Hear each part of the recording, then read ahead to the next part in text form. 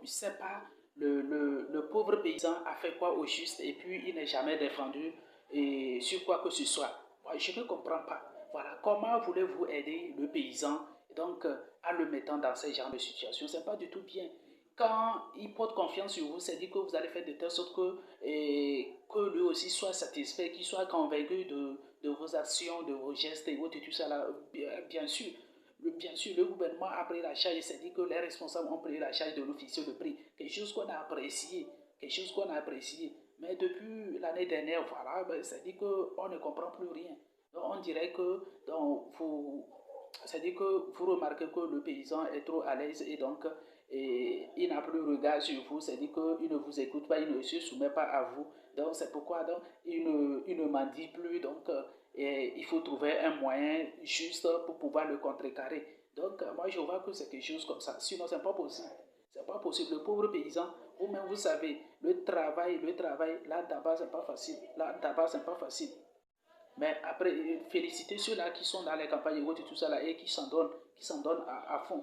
Mais vous voyez, donc vous voulez que les jeunes du village maintenant se retrouvent tous à Lomé. Pourtant, ils n'ont pas de travaux qualifiés. Ils n'ont pas de travail qualifié. Donc, quand ils viendront à Lomé, finalement, la ville va devenir quoi? Quand ils seront concentrés dans les villes et tout ça là, donc finalement, on va devenir quoi? Donc, vous ne bon, je ne sais pas comment vous réfléchissez quand même. Les autorités aussi doivent repenser. Voilà, le chef de l'État doit voir le cas là. Parce que le poumon, il ne faut pas blaguer avec ça là. Il ne faut pas blaguer avec ça là. Ça risque de détruire beaucoup de choses. Actuellement, j'entends des grondements, j'entends des murmures et tout ça là dans les campagnes. Ce n'est pas possible. C'est pourquoi moi je dis, c'est-à-dire que il ne faudrait pas qu'on blague avec un homme de choses comme ça.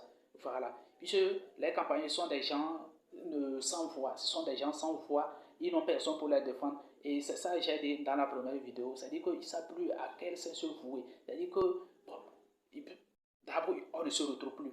On ne se retrouve plus. Voilà. Donc, vous deviez faire quelque chose. Les 200 ne sont pas bons. Les 200 ne sont pas bons. Les hommes d'affaires viendront le payer à 150 le kilo, à 175 le kilo. Donc, vous allez voir que c'est la dette. Les gens ne pourront plus payer leurs dettes. Les gens ont des métayers plus de 10. Donc, comment faire pour pouvoir le payer quelque chose de 350 voire 450 000 par an? Donc, vous voyez que c'est un peu compliqué.